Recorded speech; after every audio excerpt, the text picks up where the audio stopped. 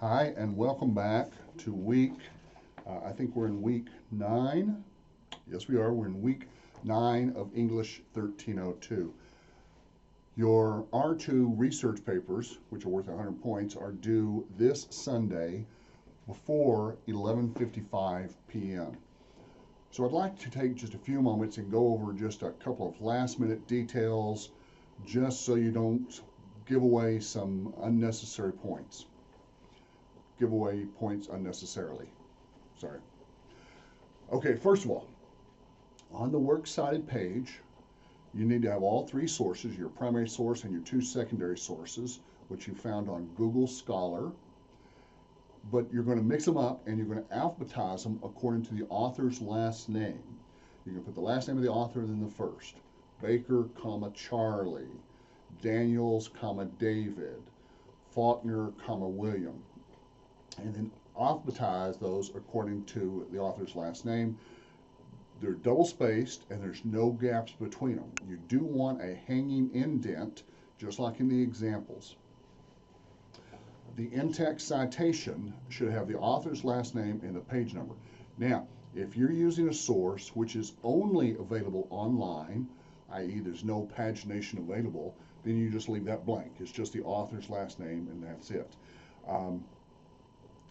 But if it's available in a book, which is then put online, then you would have to put the page number. Smith, comma, 112, Faulkner, comma, or I'm sorry, no commas.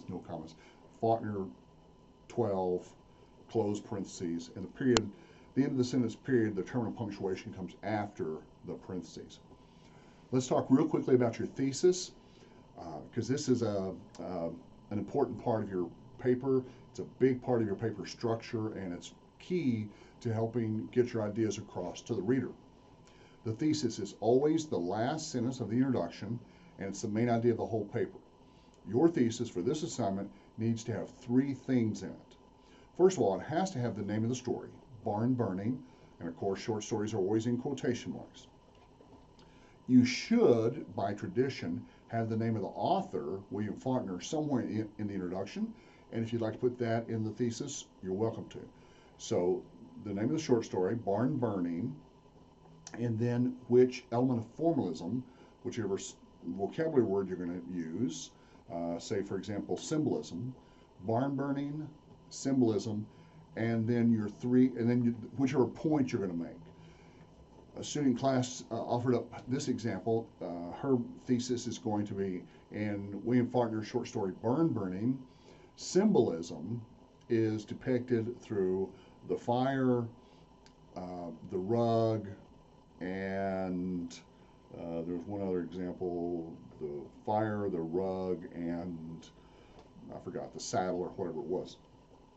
And something I pointed out to her, she already knew this, but you got to put them in the correct order, with the least being first. So the least example of symbolism would be the first one, and then the best or most powerful example of symbolism should be last in that list. And of course your body paragraphs are going to follow the same order. And each topic sentence is going to say, in barn burning, symbolism is depicted in the use of fire. Next body paragraph. In barn burning, symbolism is depicted in the rug.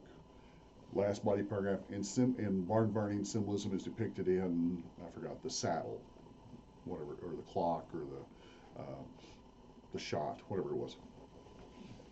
But anyway, you want to keep your writing simple and straightforward. I like writing style that's easy to read. It's easy to pick up the main ideas. If you want to get a little fancier than that, you can, but I wouldn't recommend you get too fancy because it's easy to clutter up your ideas and become loquacious and wordy and all that kind of unnecessary stuff. Please remember that the research paper is not written in first person. It's always written in third person point of view. Okay, if you have any questions, let me know. I've already opened the poetry unit for you. And of course you have the links to the poems on your still inside the syllabus folder. There's a list of reading links, and those poems are already up there. I posted a new poem which is not up there called "Dust If You Must" by Rose Milligan. It's just a cute, fun little poem. Good use of metaphors and just a quick little fun thing to do. Now, you'll notice that we're just a little bit beyond the halfway point. The halfway point of the semester is about week 7.5, and we're in week 9, but we're already to discussion 15. So we've only got 5 discussion questions left and 5 weeks. So after spring break, you'll probably only see 1 per week. We may have 2 a couple of weeks and just finish a little bit early. But yeah, don't be surprised if you have a week that only has 1, or even a week with no discussion posts, because we're almost done there. All right. If you do have any other questions, let me know. Drop me an email, and I'll see if I can help.